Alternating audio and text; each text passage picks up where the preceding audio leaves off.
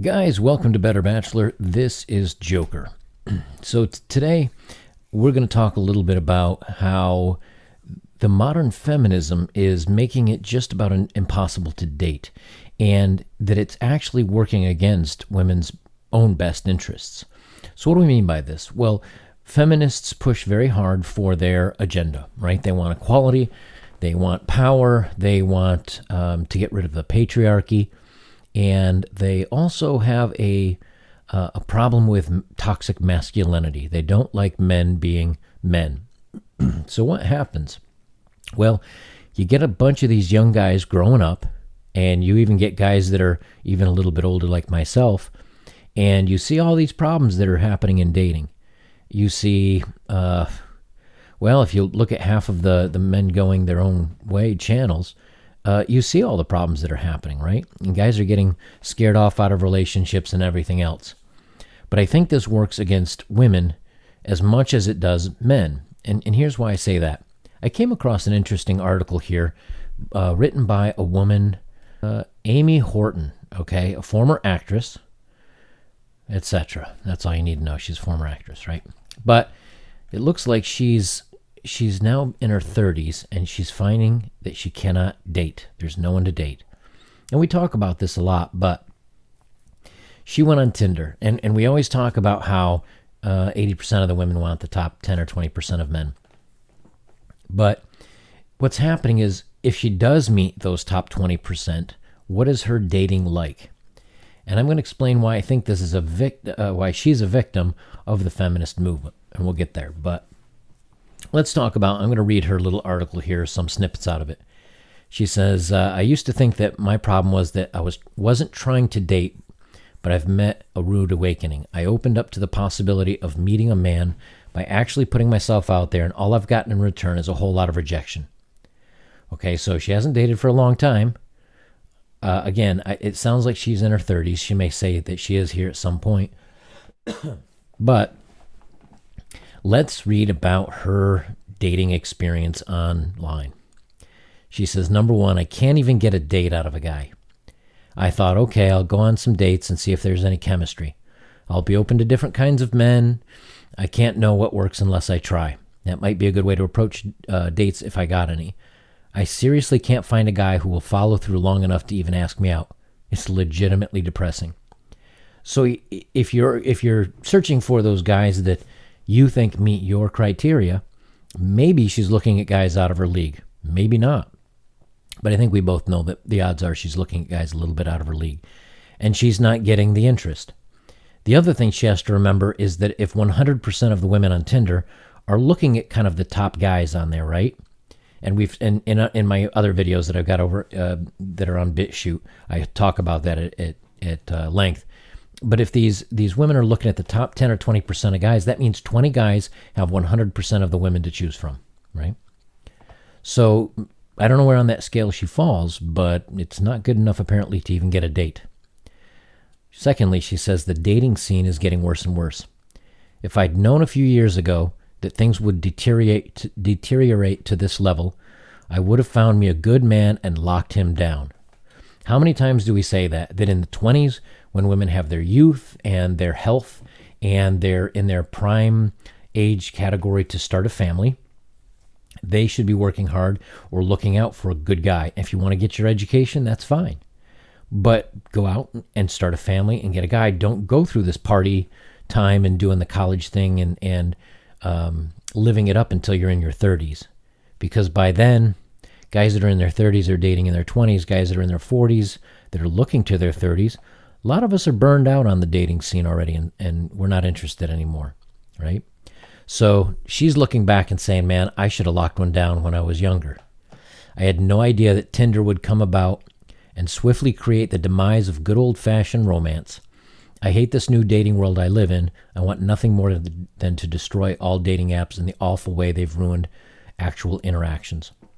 And I've talked about this, about why you shouldn't get on dating apps and about how it validates women. Well, the same thing could be said for men that, again, are highly desirable guys, right?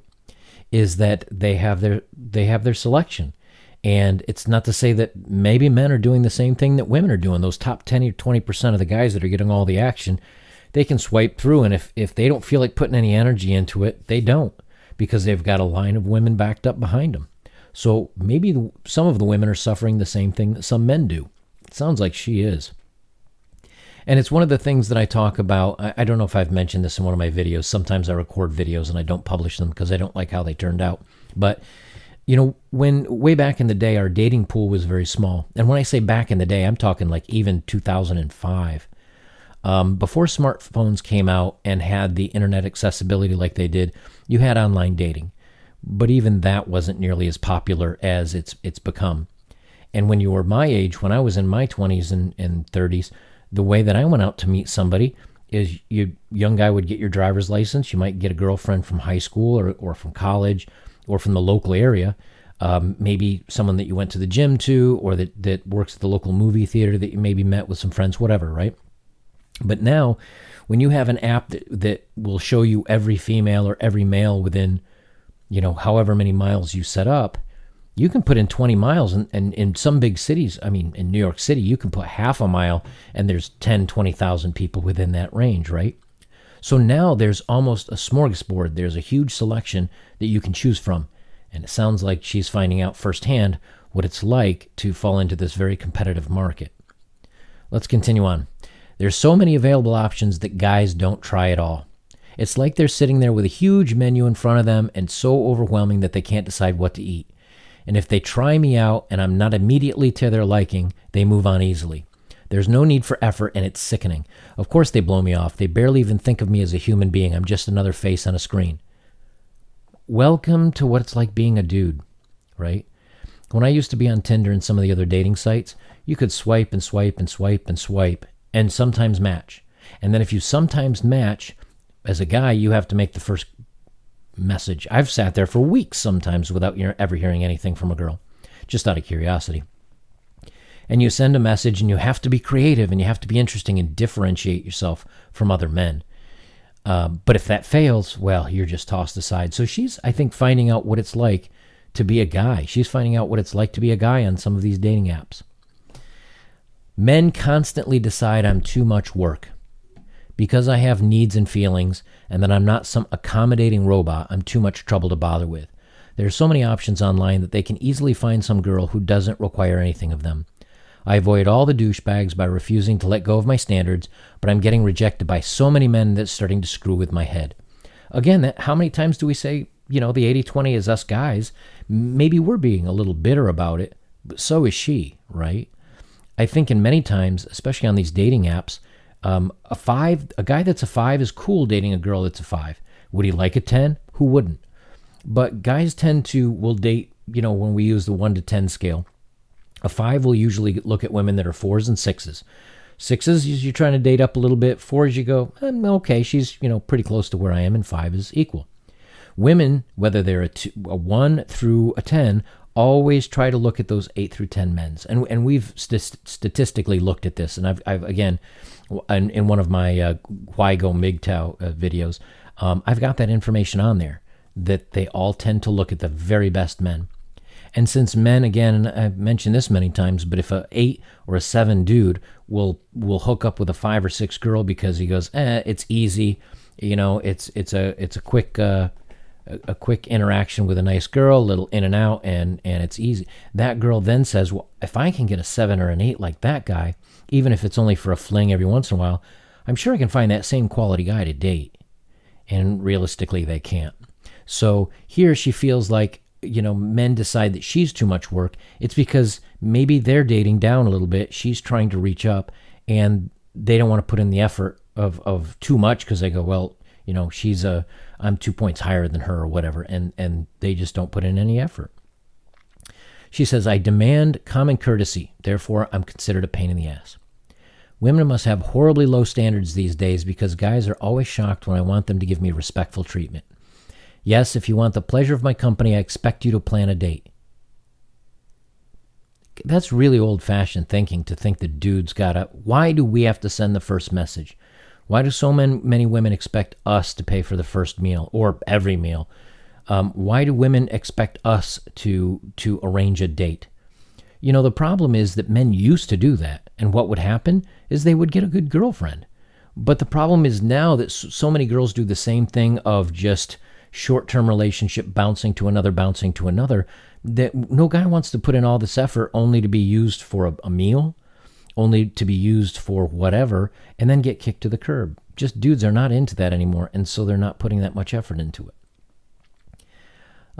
Let's see. It doesn't have to be a fancy, but at least come up with something for a date.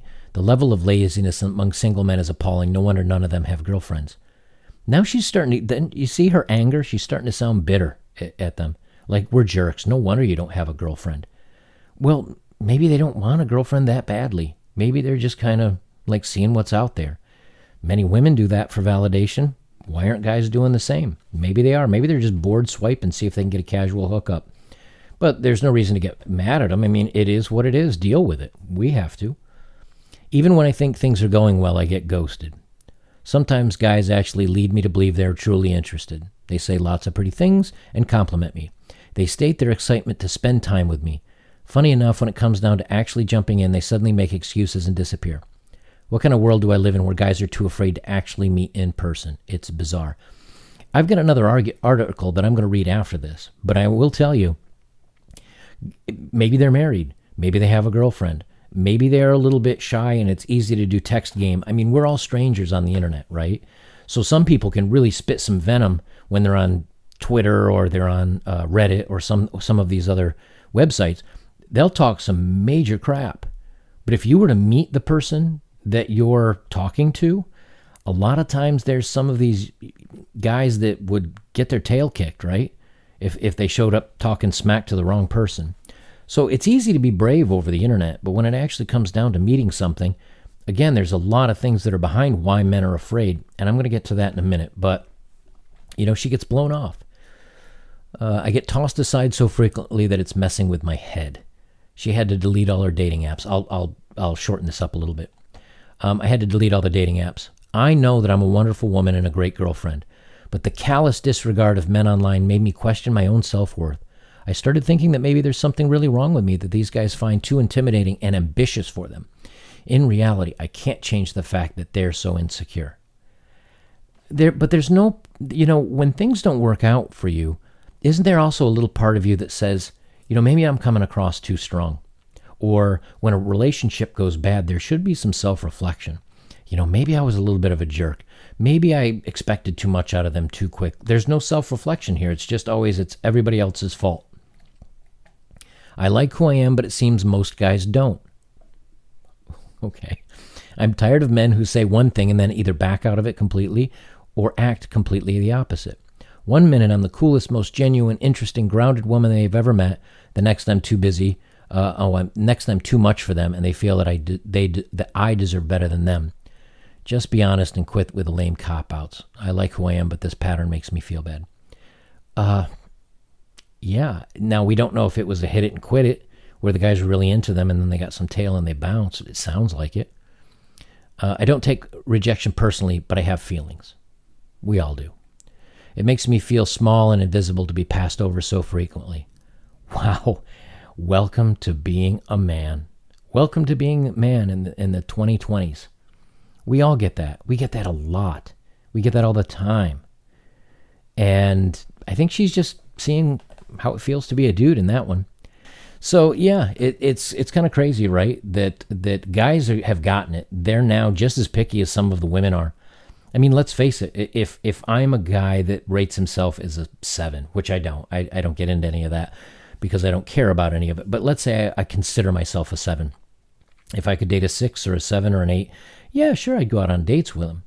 Would I marry one? Would I be in a long-term relationship with one with what I know? No. And knowing that if I stay healthy and active, you look at Brad Pitt, you look at Tom Cruise, some of these guys that are like mid-50s. Keanu Reeves is 55, right? So's Tom Cruise and Brad Pitt. These dudes are good-looking, right? Now, I'm not good-looking like they are, but seeing them with a cute 31-year-old or a 28-year-old is not out of the question, right?